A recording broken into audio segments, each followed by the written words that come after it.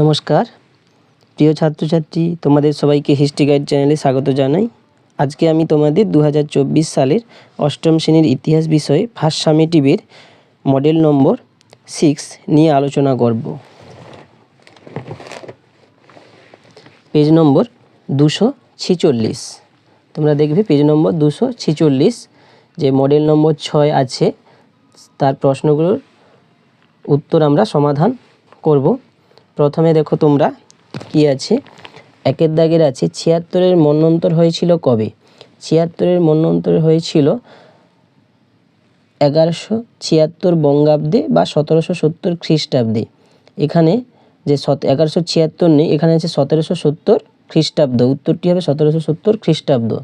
তারপর অন্ধকূপ হত্যা কাহিনীর উদ্ভাবক কে ছিলেন? এই কথাটি উদ্ভাবক ছিলেন হলওয়েল। উত্তরটি হবে হলওয়েল। তারপর বোম্বাই প্রেসিডেন্সির গোড়াপত্তন হয়েছিল কাকে কেন্দ্র করে? উত্তরটি হবে সুরাট। উত্তরটি হবে সুরাট।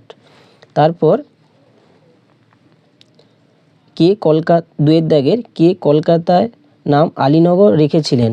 এর উত্তরটি হবে কলকাতার নাম আলীনগর রেখেছিলেন সিরাজ উদ দৌলা। সিরাজ উদ দৌলা। উত্তরটি হবে সিরাজ উদ দৌলা।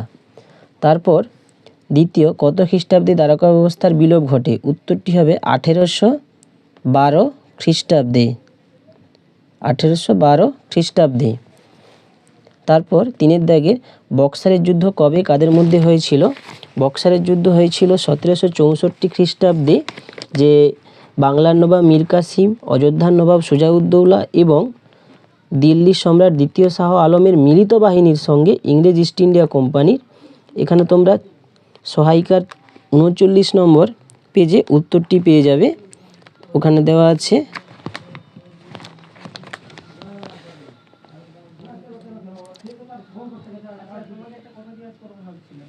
বক্সারের যুদ্ধ।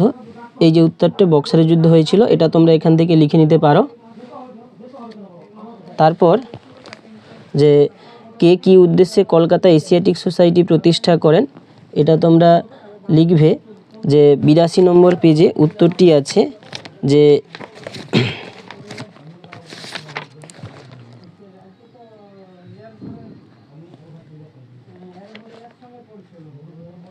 এই যে 82 দেখে নাও তোমরা।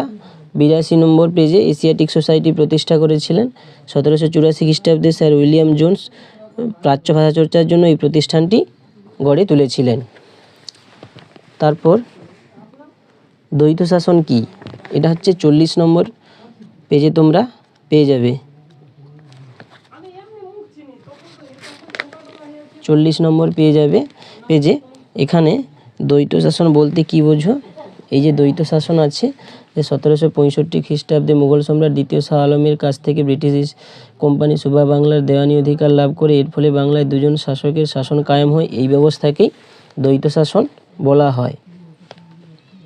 এবং দ্বৈত শাসনের একদিকে ছিল বাংলার নবাব, অপরদিকে ছিল ব্রিটিশ ইস্ট ইন্ডিয়া কোম্পানি। নবাবের ক্ষমতা দ্বৈত শাসন ব্যবস্থায় নবাবের হাতে ছিল রাজনৈতিক ও নিজামত বা আইন শৃঙ্খলা রক্ষার দায়িত্ব। কোম্পানির ক্ষমতা দ্বৈত শাসন ব্যবস্থায় কোম্পানির হাতে ছিল অর্থনৈতিক কর্তৃত্ব, রাজস্ব আদায়ের দায়িত্ব। বাস্তব নবাবের হাতে ছিল ক্ষমতাহীন দায়িত্ব এবং কোম্পানির হাতে ছিল দায়িত্বহীন ক্ষমতা। এই উত্তরটি লিখবে। তারপর মেকলে মিনিটস বা মেকলের প্রতিবেদন কি? এর উত্তরটি তোমরা পেয়ে যাবে 86 নম্বর পেজে। 86 নম্বর পেজে যে এই যে মেকলে মিনিট বা মেকলের প্রস্তাব কি, এই উত্তরটি তোমরা লিখতে পারো। এই উত্তরটি হবে। তারপর ফারুক শেরের ফরমান কি এবং এই 3টি শর্ত লেখো। এটা তোমরা 36 নম্বর পেজে পাবে। ফারুক শেরের ফরমান বলতে কি বোঝো?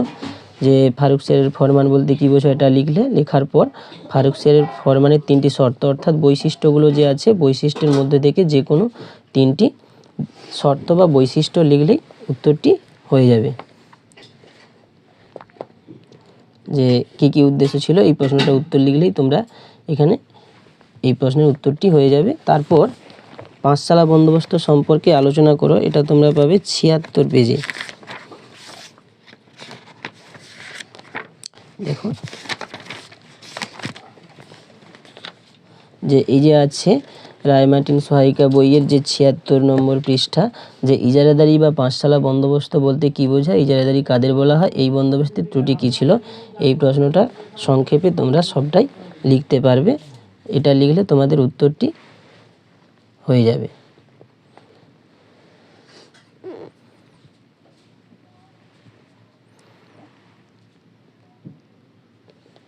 এইভাবে মডেলটি শেষ হলো। এরপর পরবর্তী মডেল নিয়ে পরের ভিডিওতে আলোচনা করব। আর তোমরা যারা নতুন তারা চ্যানেলটি সাবস্ক্রাইব করে পাশে থাকবে। ধন্যবাদ।